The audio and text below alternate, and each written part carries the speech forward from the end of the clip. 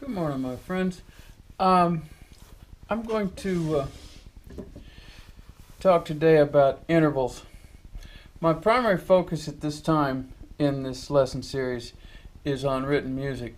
But it occurred to me that there's some important points about intervals that I have to make before I can proceed with my written music. As you progress through the scale, from your C scale onto different scales.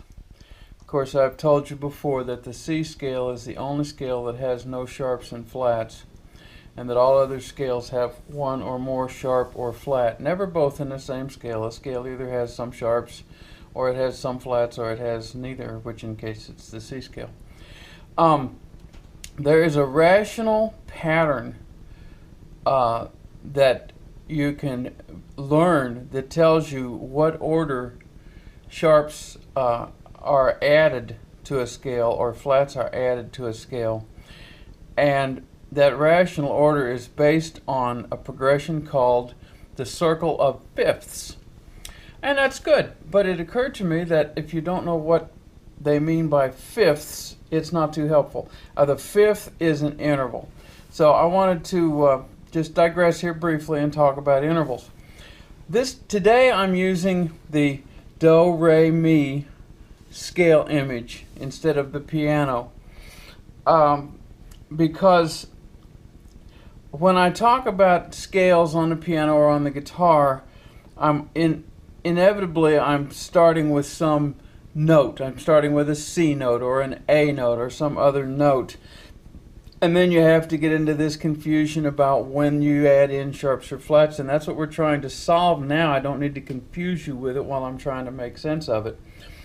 The do-re-mi scale, if it's considered to be what's called a movable do scale, that means this note, do, can represent any note on the entire chromatic scale, any natural note, any sharp note, or any flat note. And this shows you that pattern that I have spoken about so many times: a whole step, a whole step, a half step, a whole step, a whole step, a whole step, a half step. And as you may see, these square brackets represent a whole step, and these angled brackets represent a half step. The square brackets, therefore, are telling you that there could be some other note in the middle, your half step note. And if you look at this other solfege chart that I have here, okay, this one shows you all the possible syllables that get associated. And I'm going to come back to that in a moment, but this is just to call to your attention once again that between the notes mi and fa, do, re, mi, fa, sol, la, ti, do, or sol, la, ti, do, there are other possible notes, other possible syllables. We will come back to that.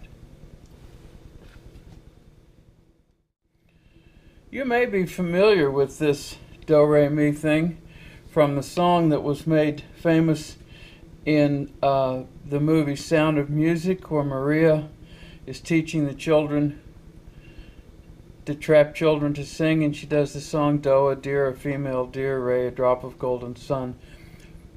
This scale long predates that. It's used in teaching music at every single possible level, from kindergarten clear up to graduate school. It's a very useful thing. Anyway, intervals. An interval is the mathematical or musical, which are synonyms in a strange way, distance between any two notes. If you have a note, ah, followed by another note, ah, the difference between those two notes is the interval. And intervals that I have spoken to you about, which I have spoken extensively in my courses, I've always spoken in intervals in terms of half steps or whole steps. From do to re is a whole step interval. There's another way to speak of them, and that's in terms of what's called scale degree. Each note here can be assigned a number, which is its scale degree number. 1, 2, 3, 4, 5, 6, 7, 8. And you can go on. If we add on a second octave, you can continue to use those numbers. There is such a thing as a ninth, or a 13th, or a 12th. What those mean, that's a way of describing the interval in terms of scale degree. When you count scale degree intervals, the count is inclusive. You count every single note that is used in the interval. So if I sing a do, and then I sing a sol, that's a fifth. 1, 2, 3, 4, 5. And that is where this phrase, circle of fifths, comes from. That is a fifth. That's referred to as a perfect fifth, and I'm going to come back onto why things are considered perfect on another day's lesson. But I'm just going to briefly address that the reason they call that perfect is because if you sing both those notes at the same time, they sound good together. And that's enough to make it considered perfect. These words were defined a long time ago before people get quite so picky. Okay, I'm going to turn for a moment to my harp here, which, as you know, I love very much, and it's going to give me an opportunity to show you these intervals in sound. All right, if we say this is do, it's our C note. We go 1, 2, 3, 4, 5. Okay, there is a fifth. It's the note at 1 plus the note at 5, skipping over the notes in between. That's an interval called a fifth. If they're played at the same time, they're called a harmonic fifth. If they're played in order, they're called a melodic fifth. That is to say, if you hear two notes together, that's harmony, and if you hear one note after another, that's the building blocks of melody. There are other intervals. Every interval is possible. There's a second, a third, a fourth, a fifth, a sixth, a seventh, an eighth, and you can go right on. You can go up to a ninth, except that string's out of tune. That's a new string and it's not holding tune yet. So excuse that. There's a ninth down there. It's not a very harmonious sound, but it's still an interval and it's still a ninth. Okay, we're going to go back to the paper. Okay, so I have drawn you a fifth here. 1, 2, 3, 4, 5. That's not the only possible fifth that you could make out of this particular scale. You can start anywhere and end anywhere within a scale, and it's still considered to be the same number. Okay? If you start here and go 1, 2, 3, 4, 5, you have still created an interval which is a fifth. Anywhere to anywhere. 1, 2, 3, 4, 5 is still a fifth. It is a step of 5 total inclusive scale degrees. Fifth is a very important interval because of how it shows up in other ways in the construction and structure of music.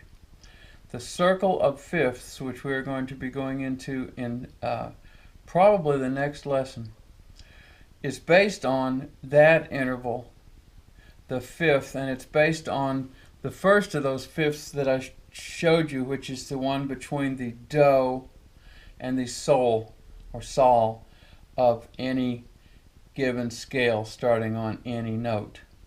Once again, these syllables represent positions in a scale, but they can be replaced with any note as long as the notes are arranged so that they fill this same pattern of whole and half steps. Each possible interval can be named. They name, if you stay on one note and play it twice on two different instruments or two different voices, that's unison, or one. Una is one. If you go from there to your second one, there's your second.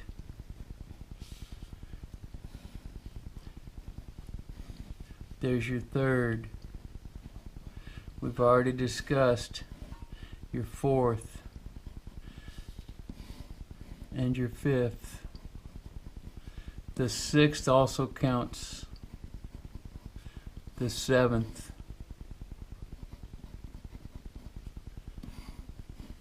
The eighth.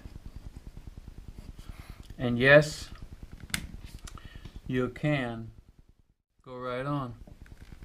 So from your first down here off the screen up to here, that's our eighth again. We've already done that once. If we go to here, that's a ninth,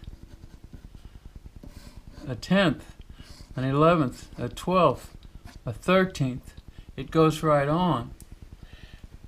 Some of your common steel guitar tunings are an E ninth and a 13th tuning, in which they use those notes, and that's where those numbers came from.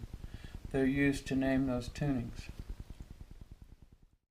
But once again, just to remind you why I went through this particular topic at this particular time. When you're speaking of written music and you're speaking of the steady addition one at a time of sharps and flats, it's based on something called the circle of fifths.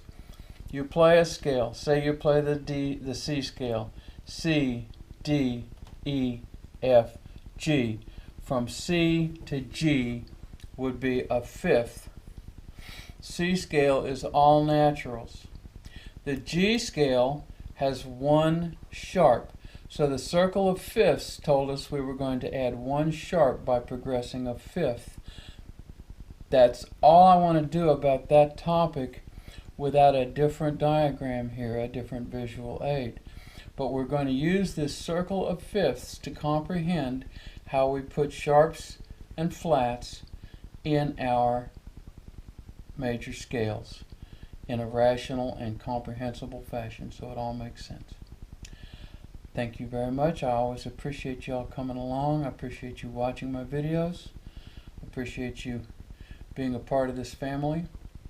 I do ask that if they're useful to you, that you like my YouTube videos, that you like my Facebook Music Theory for Beginners page, share it around, tell your friends. My hope is that these are useful, and my support comes from people telling me that they're useful. So I do appreciate it. Thank you very much.